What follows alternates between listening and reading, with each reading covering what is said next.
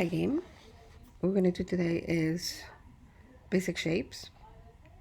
But basic shapes, if you look at basic shapes, it's going to look pretty much the same as what we did for the installation to check if the Pygame was installed. But we're actually going to look at the program itself. We're going to study the program. You guys are going to be adding comments here. It will be documentation. Download this one in particular because this one has the actual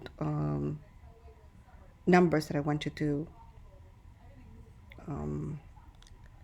add documentation to it. So let's take a look at things to know. If you click over here, it will take you to Seigart's book site. And here is also whatever I'm going to tell you is coming from here. He talks about each individual line. It's actually very thorough. Let's take a look. What else do we have over here? So whatever we did, this is the same program. So you already have it, except that you need to download this version because it has, the book is also here. It has the comments over here, which is what I want you to fill in. So let me just close this over here and let's see. So this is the version you should have. Things that we want to use over here. We have over here something that we called functions that we can call from, let's say, the modules Pygame and the systems. The systems will allow you to do so. The quet that you will see somewhere at the bottom right here. Here's the quet. So this is coming from this particular library.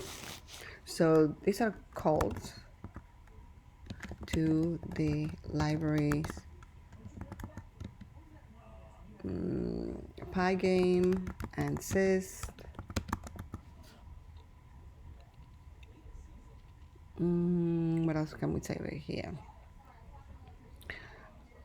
So it has a whole bunch of things that you need to have in there, including, let's take a look over here.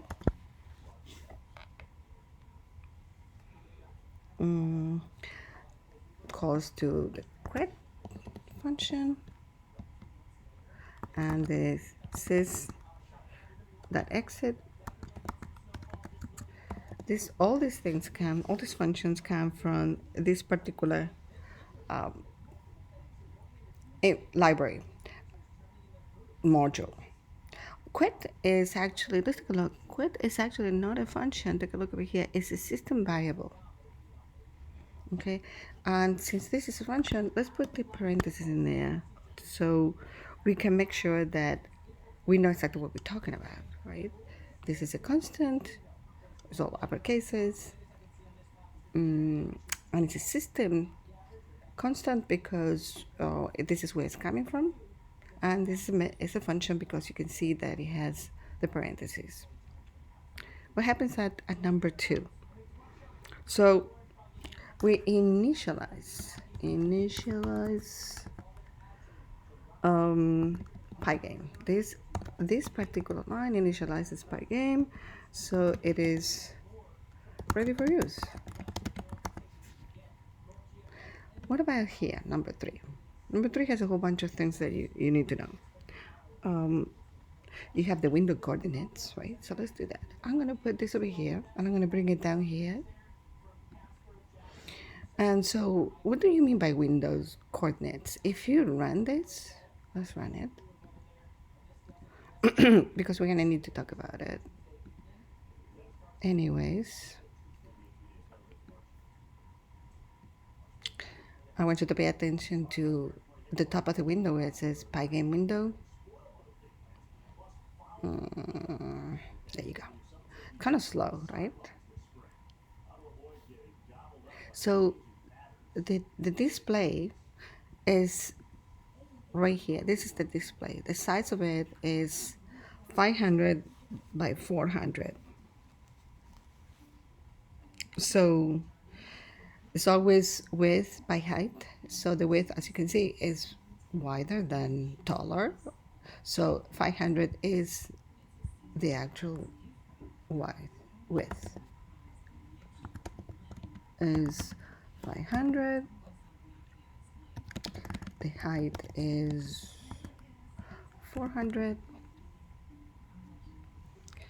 What else do you need to know about this? I don't know. One thing that is good to mention at this point is the fact that we all these images come over here from actually filling in pixels. Pixels are the tiniest of components of a display. What's the point over here, right? So if you look right here, let me see, where is it? Yeah, you see that tiny little thing over here? That is 1 pixel. And if you scroll down somewhere here, we can see that one of those pixels is turned to black. It's this one right here. We're going to get there in a minute. So let's go back up. These two things are kind of tied up with more system related things. So you don't have to worry about that. One thing that I do want to mention over here about what's happening in this particular, take this. I'm gonna put it right here. I'm gonna say that this is called a tuple. I think tuple has only one p. It's pretty much like a list, but the difference is that you cannot change the values. It's something that we call it. There is a name for something that cannot be changed. It's immutable.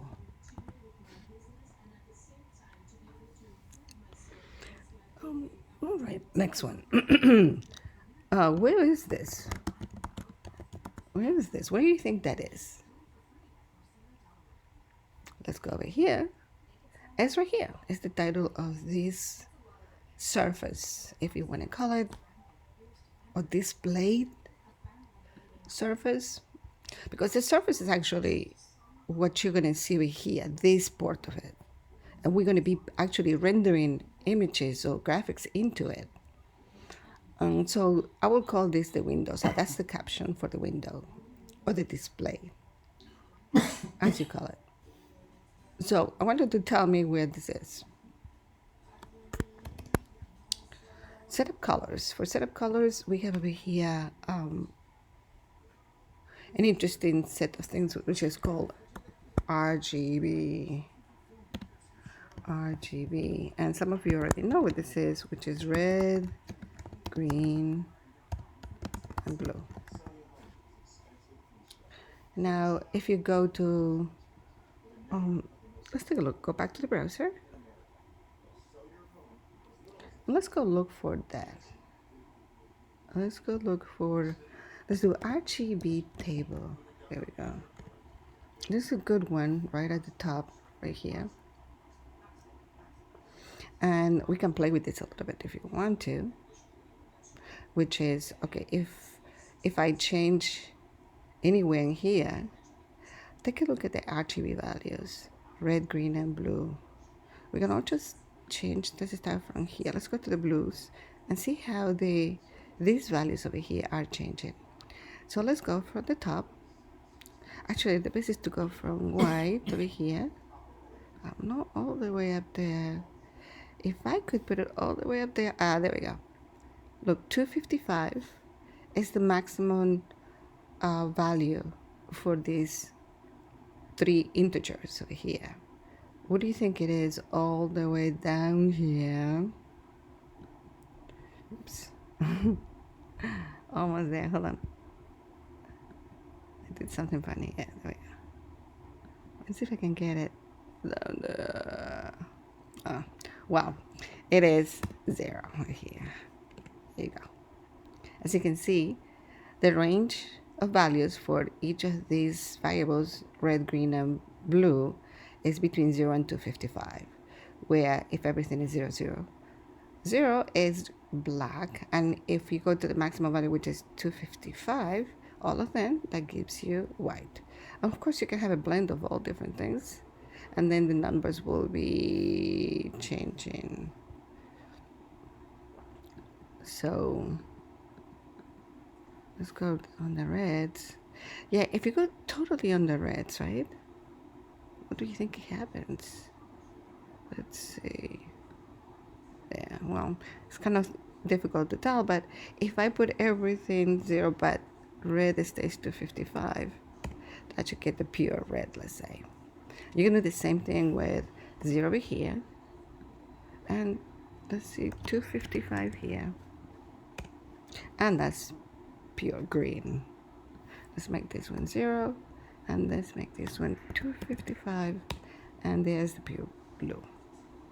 And then you have all different colors over here, pretty much like a palette, right? Of all different colors. So if we go back now, I'm bookmarked this particular one because there are others, but this one I think is the most fun to use. Let's go back to the program over here, and as you can see, black is all white, it's all zeros, white is all 255s, and then you have those very primary colors. So the important thing to know is that these variables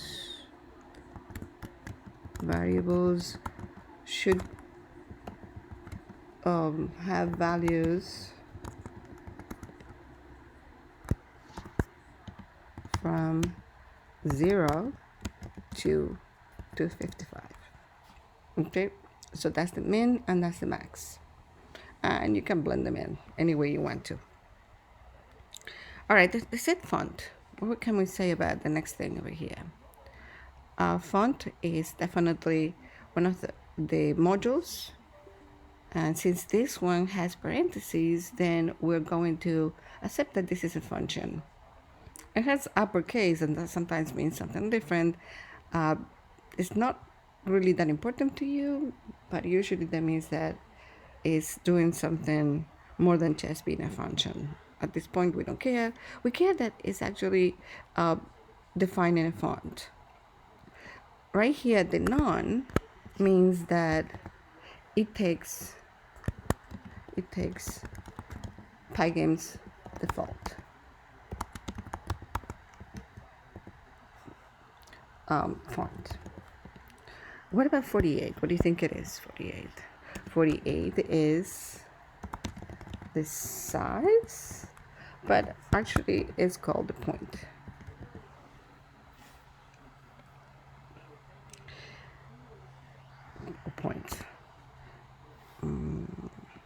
So the higher the points, the larger the font will be. Where are you going? Okay, let's talk about these individual ones. 7. What do we need to know over here? I think it's kind of obvious what is happening over here.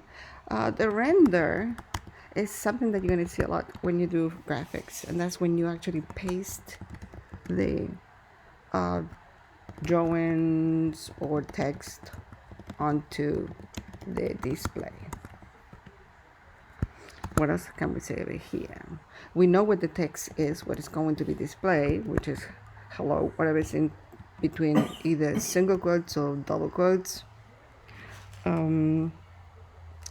The true is something to do with the softness or sharpness in the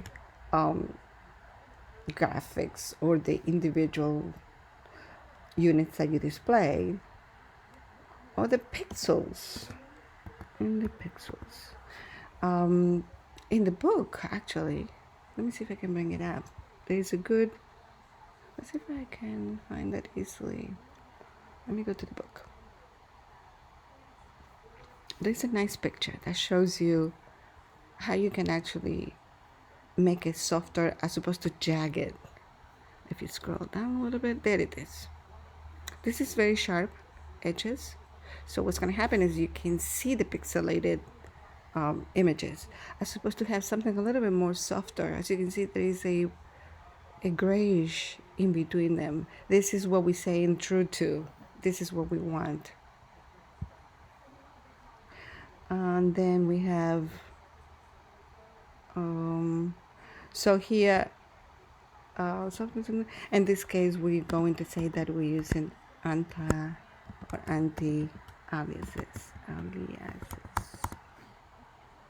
We can say more over here. And I think it's kind of obvious what it is. Take a look at the hello world over here. As you can see, it has white and blue over here. So we can say that the text is white. So that is definitely the first of the two arguments over here. And the background is blue.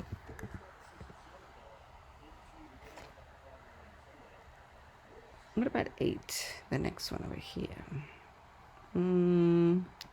So when it comes to rendering text, you need to put it first on a rectangle.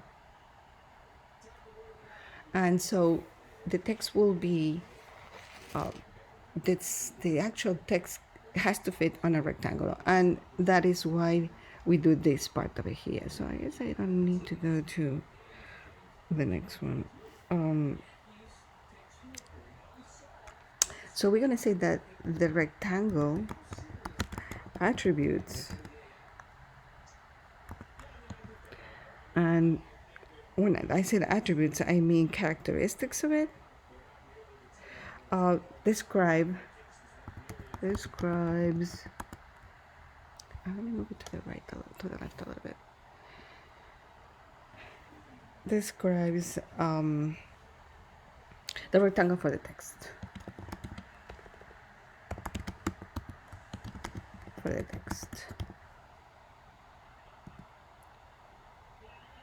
We can put this. If you feel more comfortable, put it in the next line. You can do that. Well, I think this is obvious what's happening over here. But as you can see, most of these instructions are very mechanical. You have to have them in there for the images or the graphics to actually work out. So once we have the rectangle, so first we have the message. We have the rectangle where we put the message. And now we have to tell where we're going to put that rectangle. And pay attention, these are attributes also. Whenever you don't have a parenthesis, that means that there are attributes. And if we go to, let's see, let me show you something that I learned when I discovered what I was learning Pygame. If you say Pygame rectangle, will do. Let's take a look. Let's see if I can find, yes, there we go. So there's a lot of things you can do with this. Now let's see if it has the attributes over here. There we go. So these are all the actual attributes or characteristics or properties, if you want to call it, of what a rectangle has. So here's the X and Y of the rectangle. And you probably want to know what part of the rectangle is X and Y. That's something that I would like you to explore. But here's the center, X and center Y right here, the two of them. This is what we're using. This is another, you don't have to bookmark this one because I believe, I mean, you can do that, but I gave you a link in the actual post. Let's bring it back up.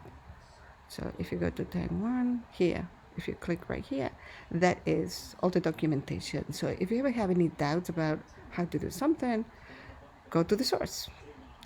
So here's definitely the center, the X coordinate. Let me bring it up to the next line. The X coordinate of the center of the text rectangle, right?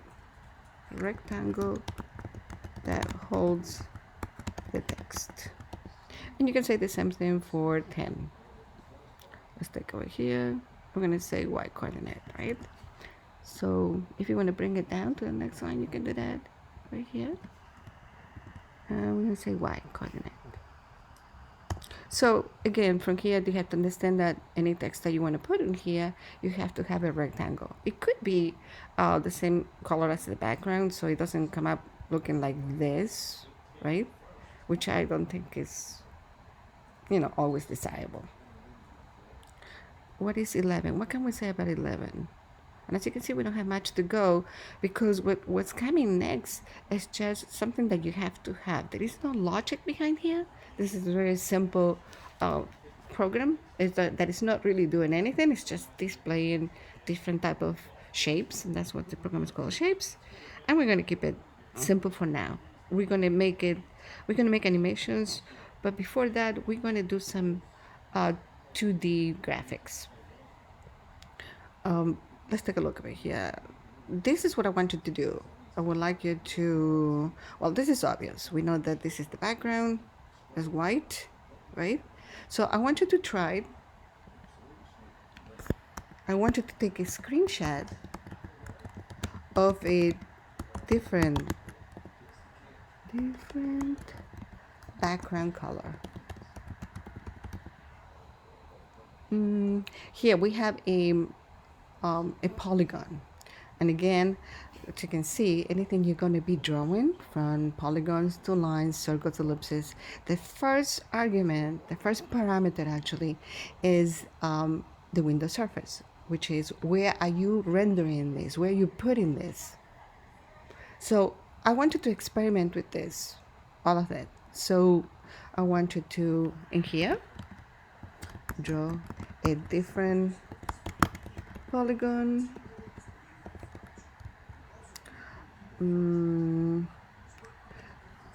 Change the order of the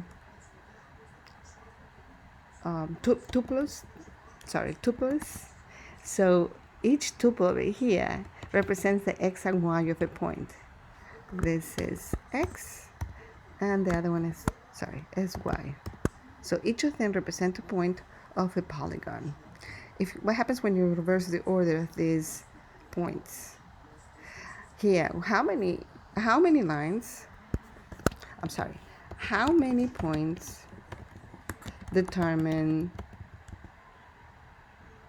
How many points? Let me rephrase that.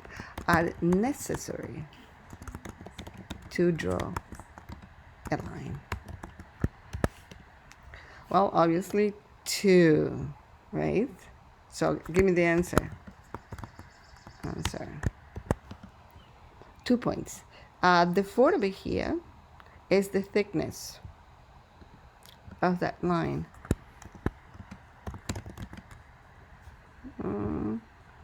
4. My computer's already heating up. I'm using this. I'm not using Zoom because Zoom heats it up even more, and that's why you don't see an inset image of myself. 40 is the thickness. I think I spelled that wrong. I'm not sure if the K goes there. So experiment with this also. So what I'm going to ask you to do is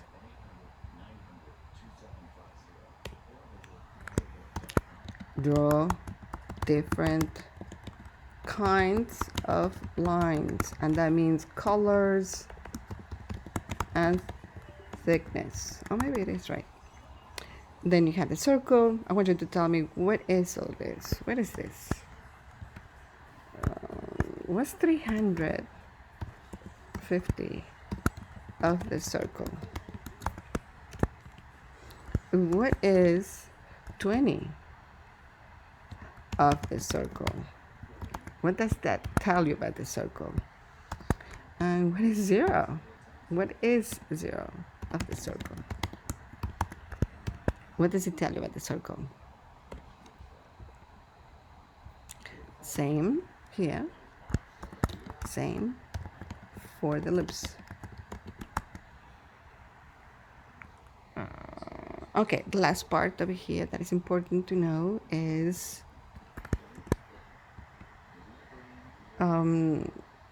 So let's take a look at what is happening over here. It's going to draw. Oh, let me open this up a little bit. You can see everything. If we look at the whole thing over here. So what is TextRec? If we go back a little bit, let's take a look. TextRec was right here, right? TextRec is right here. It's a rectangle. TextRec is a rectangle. So make sure you put that in your documentation. TextRec is a rectangle.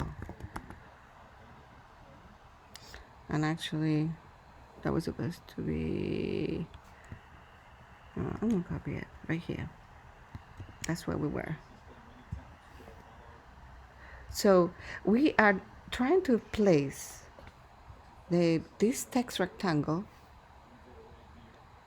onto another surface, if you can see over here. Hold on a minute, let me see if I have all the information here. Where is the end? There we go. And what is this? What is it doing with this calculation? What is it trying to do? What do you think is happening over here?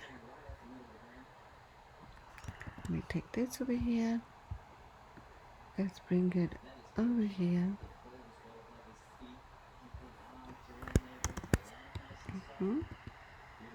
I want you to tell me what is going on over here on this line above. All right, we're gonna leave the array pixel for a different time because we're gonna have an activity on that. But here, 18. Well, 18 is already telling you more or less what it's doing, right? You can see that. So the blend method will draw the contents of one surface object onto another surface object. That's the thing to know. And it says it right here. Again, don't forget you need a rectangle, which is the surface of the other text, right? And then you have the actual text that you want to put over here. And if you go back to the top, you know what the text is right here. It's well defined. It has everything that it needs.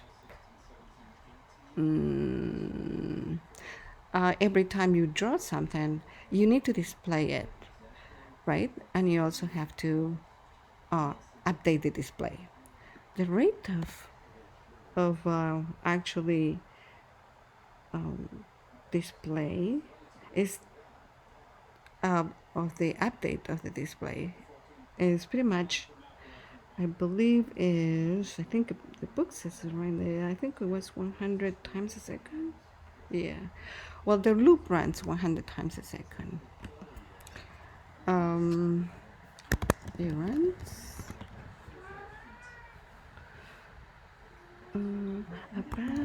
it says about 100 times a second.